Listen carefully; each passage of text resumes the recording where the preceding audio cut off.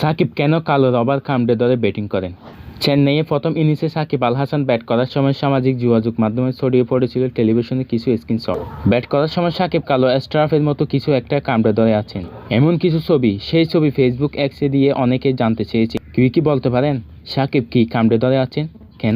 গত কিছুদিন যারা সাকিবকে ব্যাটিং করতে দেখেছেন তাদের অনেকেরই অবশ্যই উত্তরটা জানা। যাদের জানা নেই তারা আবার মজা করে সেই সব ছবির নিচে নানা রকম মন্তব্য করছেন। একজন যেমন সামাজিক যোগাযোগ মাধ্যমে এক্সে মন্তব্য করলেন, কালো জাদু করছেন সাকিব। আরেকজন লিখছেন, ব্যাট হাতে ফর্মে ফেরার জন্য কালো জাদু নিয়ে সর্বোচ্চ চেষ্টা। কালো জাদুর ব্যাপারটা রসিকতা হলেও ব্যাপারটা আসলে সাকিবের ব্যাটিংয়ের সঙ্গে সম্পর্কিত। ব্যাটিংয়ের সময় মাথায় স্থির রাখতে সাকিব ওই কালো রাবার স্টাফ গলায় চেইনের মতো বানিয়ে কামড়ে ধরে রাখেন। এটা বেশ কয়েকটা সিরিজ ধরে করছেন তিনি। জানা গেছে বিসিবির মেডিকেল বিভাগ থেকে মাথার অবস্থান ঠিক আছে কিনা তা বুঝতে সাকিব এই রাবারের স্টাফ ব্যবহার করতে বলা হয়। এর আগে কানাডায় গ্লোবাল টি-20 লিগে তাকে জার্সি কামড়ে ধরে ব্যাটিং করতে দেখা গিয়েছিল।